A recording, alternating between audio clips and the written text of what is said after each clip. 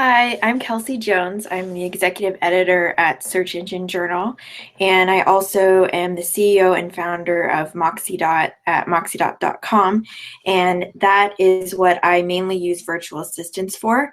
We also have quite a few Filipino employees at Search Engine Journal as well, who we work with in a virtual capacity because all of Search Engine Journal is virtual.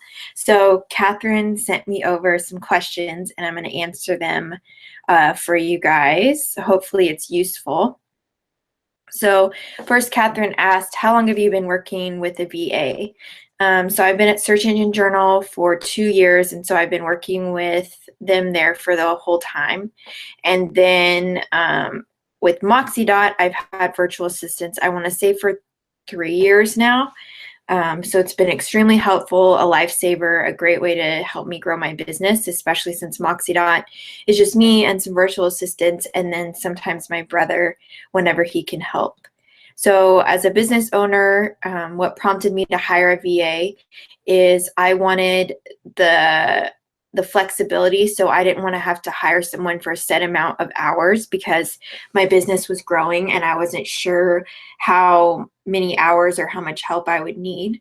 And then also I liked the idea of a VA because I do everything through email and Skype and online anyway. It was just a lot more natural to fit into my everyday workload. And I also liked the cost. I mean, it's a lot cheaper tax-wise to hire someone outside of the US, because if I hired someone within the US, I would have to pay taxes on them, even if they were an independent contractor. And so when you hire someone that's outside of the US, you don't have to do that. So that was a big motivator for me as well, to look for hiring someone outside the US. And my virtual assistant, Pinky, with MoxieDot, she lives in the Philippines, and she's been doing a great job so far. She's been with me for, I want to say 8 or 9 months now. So rundown of tasks that she does: blog posts, social media content. She'll do research for me, both from a personal level. So me and my husband just went to Portland, Oregon for vacation, and she helped me research hotels and breweries and restaurants and stuff to do. But from a business perspective, other things she does besides writing blog posts and social media, she'll do research.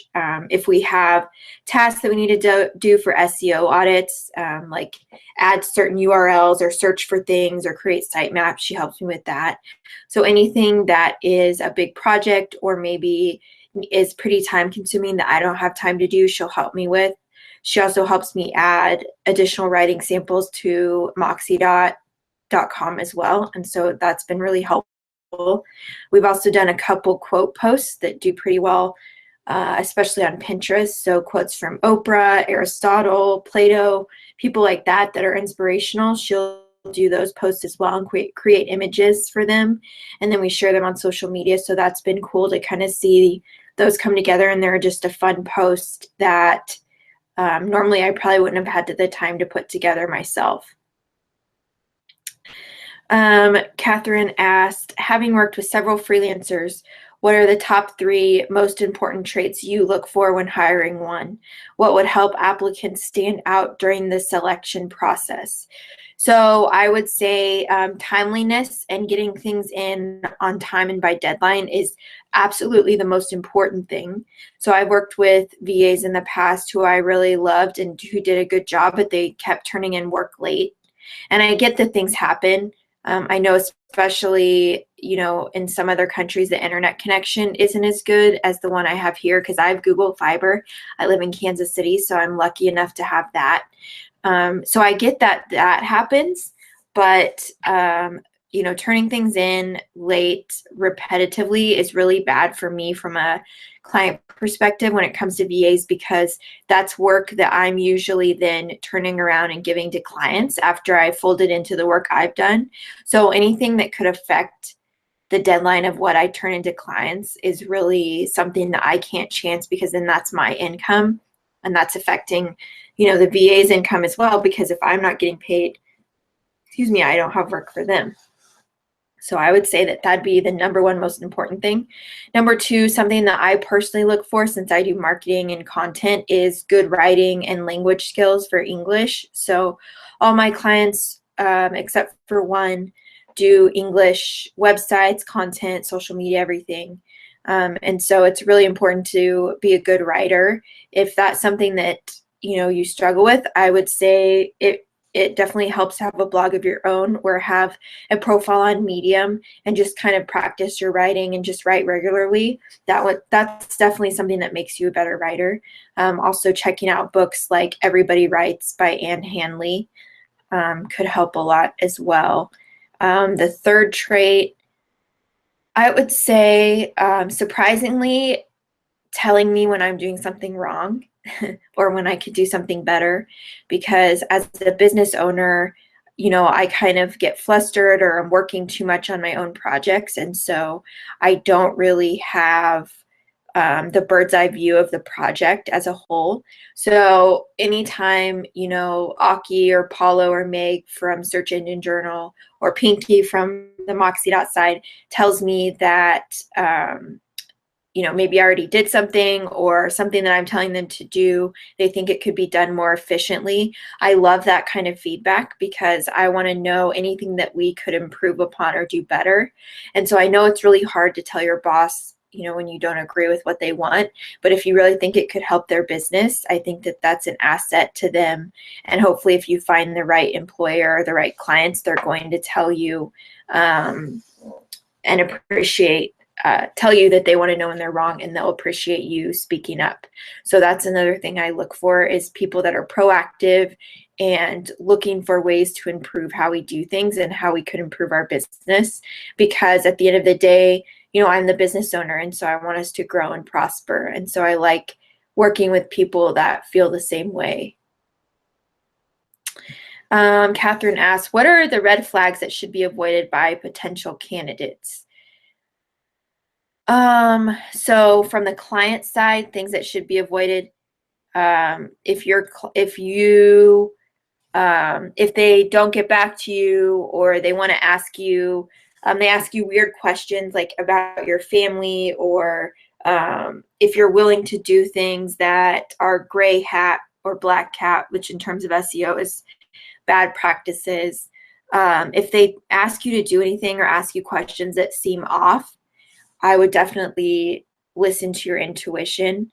I would also avoid people that don't have, if you're doing online work or marketing work, I would avoid people that don't have a good website, because if that's what you're going to be doing for them and for their clients and they don't follow their own advice, I would look for that too, and that might be a red flag.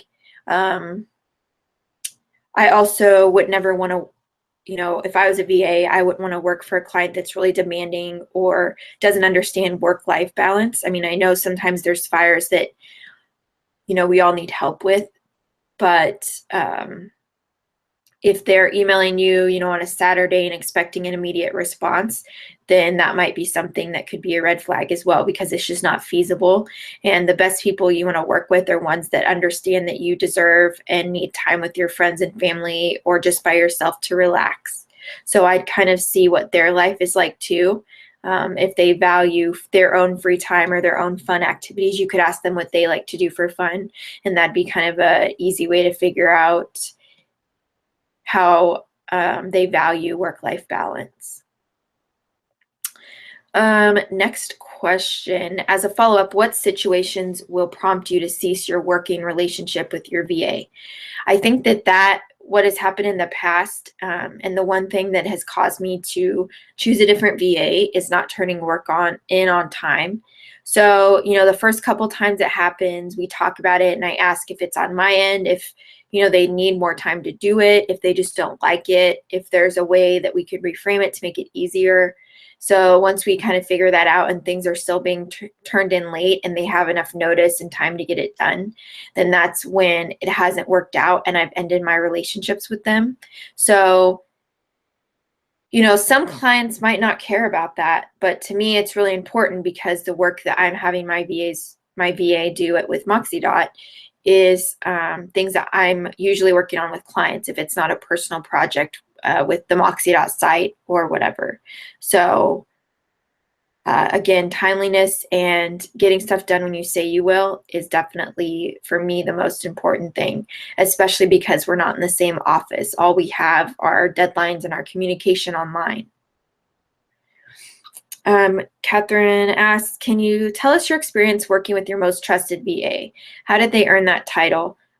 What would make your VA invaluable? So I would say someone who is excited about the job and really helpful and looking for additional ways to help, so being proactive. So Aki, Meg, and Paulo are independent contractors of Search Engine Journal, but they're employees. Like, we're all a big family. We're all contractors, but some of us work full time. Like Aki and Paulo and I all work full time for Search Engine Journal. So I would say they're not really VAs, but I'm going to use them as an example. So we have a good relationship because, again, they're willing to ask me questions about things if I'm trying to get them to do things and they don't think it's right, or they think that somebody else has already done it. That makes me trust them because I know that they respect me enough to let me know that things could be done differently or done better. So that makes me trust them. Again, turning things in on time definitely builds up that trust. And just being positive and proactive really helps build a good relationship, because overall I'm a really positive person as well. And obviously I'm really passionate and proactive about what I do because I work full time for Search Engine Journal, and then I also work at Moxie as the CEO and founder. So I like people that love what they're doing and are proactive and happy to do the work, and that builds up the relationship for sure and makes them a trusted ally that I know I can trust them with my business. And then finally, any final tips for freelancers wanting to land a long-term partnership with a business owner in the digital marketing industry? I would say be educated about marketing. So maybe you could write a blog about marketing. You could have samples in a portfolio. Maybe you could host that online, or if you're doing it on Upwork, host it there. Excuse me.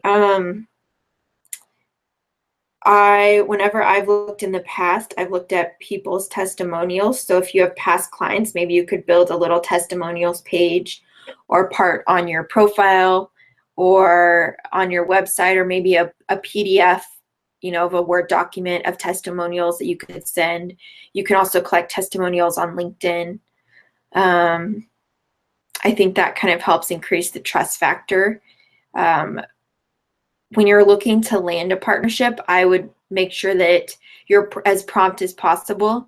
So a couple months ago, I was looking for a new VA to bring on, and I ended up not finding anyone that would work out. And the reason was I started talking to people, and I offered a few test assignments to some, and they were paid test assignments. I mean, I'm not expecting anyone to do anything for free. And two of them said that they would do it and then just never got back to me and never answered it. So if they followed up again, I would just say I'm not interested, because they showed me right off the bat that they might not be reliable. So when you're looking to land that partnership, I would make sure that you are showing yourself as trustworthy and knowledgeable in the space, and you know what you're talking about. So I hope that's been helpful. If you guys have any other questions, I'm on Twitter at Wonderwall7. You can email me, kelsey@moxie.com. And I look forward to hopefully getting to know you guys better. See you later.